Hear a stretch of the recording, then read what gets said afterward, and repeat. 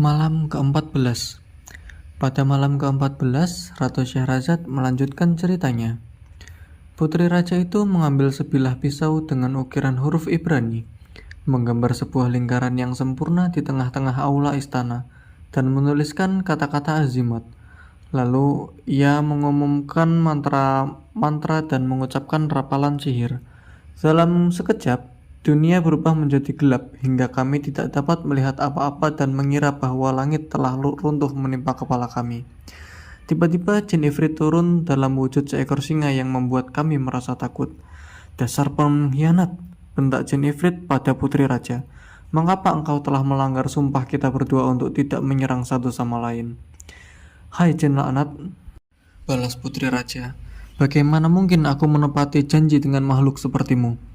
Kalau begitu, tanggung sendiri akibat perbuatanmu."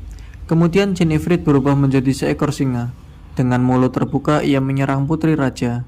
Namun, putri raja dengan cepat menarik selembar rambut dari kepalanya dan melambaikannya ke udara sambil mengucapkan mantra-mantra. Rambut itu berubah menjadi sebatang pedang tajam yang segera digunakannya untuk menyerang singa. Pedang itu memotong tubuh singa menjadi dua bagian.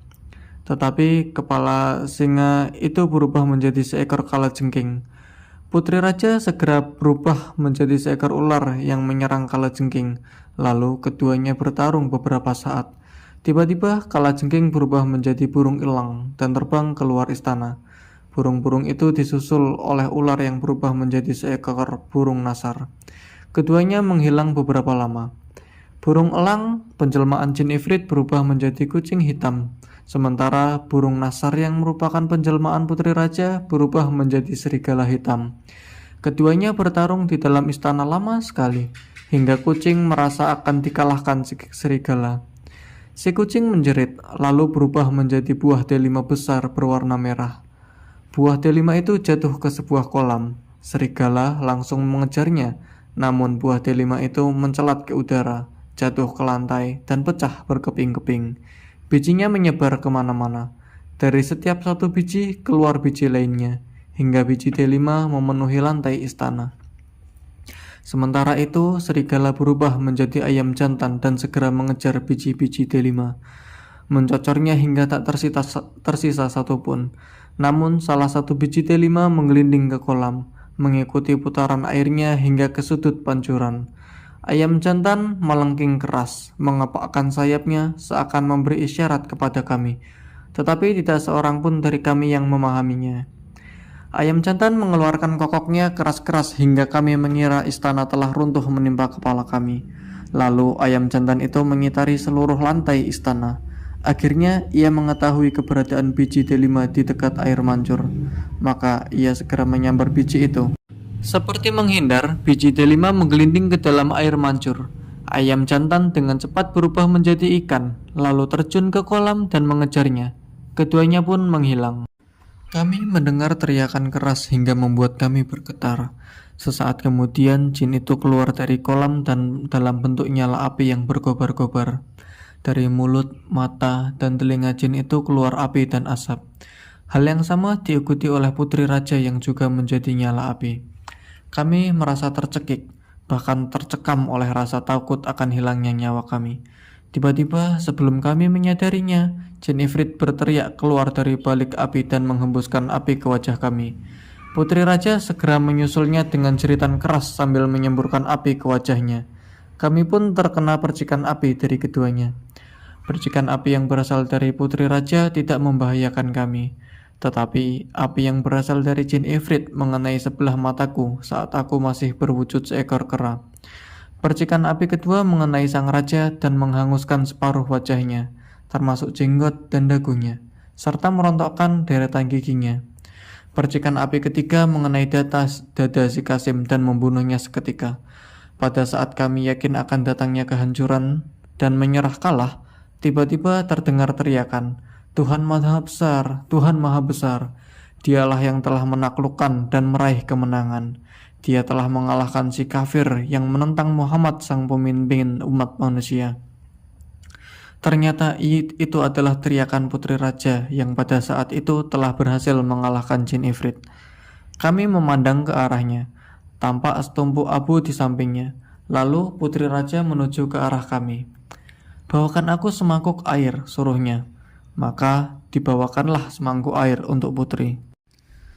"Dengan nama Allah yang Maha Besar, kembalilah ke bentuk asalmu," ucap sang putri.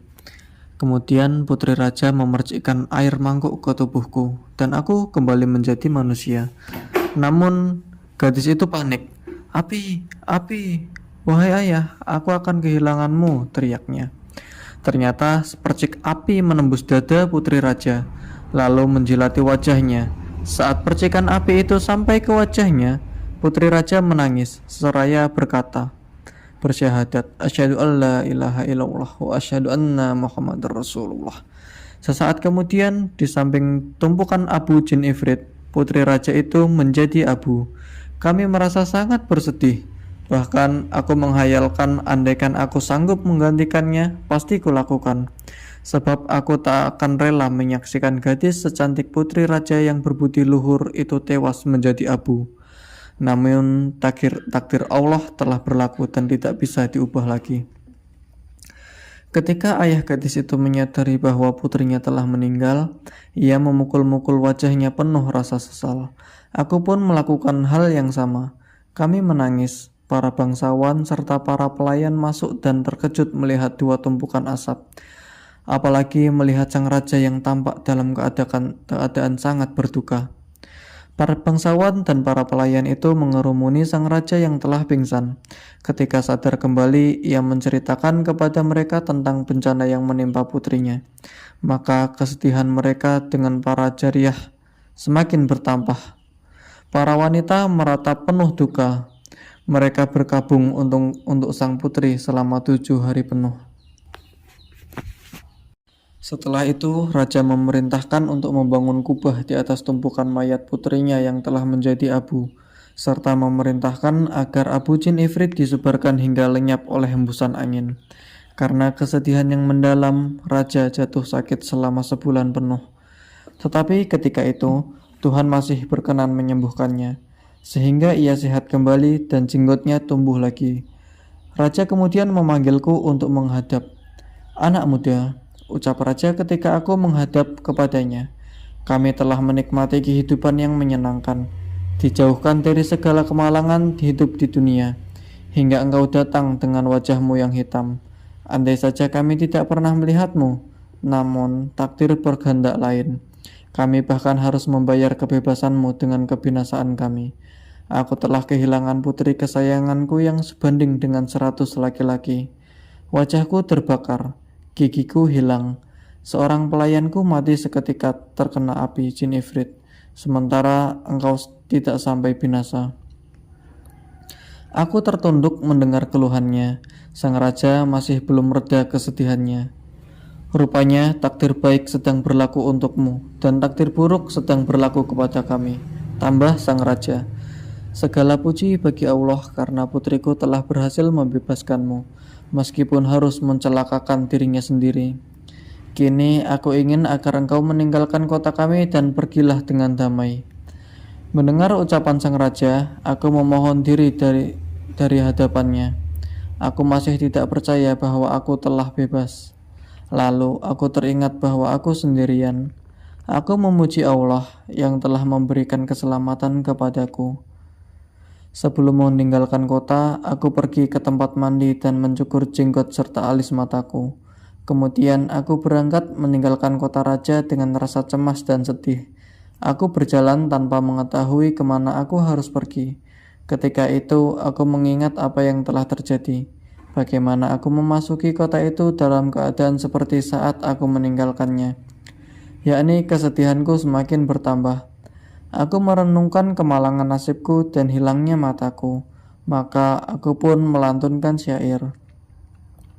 Aku merasa bingung walaupun aku tak pernah meragukan Allah, karena Dia selalu mengetahui urusan hambanya di dunia. Sungguh kesedihan ini muncul dari tempat rahasia. Aku akan bersabar hingga orang-orang tahu bahwa aku telah bersabar untuk sesuatu yang menjadi bagian dari kesabaran. Alangkah indahnya kesabaran yang disempurnakan oleh rasa takwa, karena apapun yang ditakdirkan Allah pasti terjadi. Rahasia segala rahasia telah menerjemahkan kegembiraanku. Ketika rahasia segala rahasia telah membuatmu gembira, setiap gunung akan hancur berantakan, dan setiap api akan padam. Siapa yang berkata bahwa takdir itu terasa manis, maka sebelumnya ia pasti pernah merasakan pahitnya takdir. Kemudian aku berjalan melewati berbagai wilayah dan mengunjungi banyak negeri. Tujuanku adalah untuk sampai di Baghdad dan berharap akan menemukan seseorang yang dapat membantuku menghadap Amirul Mukminin untuk menceritakan segala kemalangan yang menimpaku. Aku tiba di kota Baghdad pada malam itu juga. Aku bertemu dengan orang ini yang sedang berdiri terpekur dan tampak dalam keadaan bingung. Saat itu aku menyalaminya. Kami pun berbincang-bincang. Tak lama kemudian datanglah seorang lagi yang segera bergabung dengan kami. Aku orang asing di sini, ucap orang itu.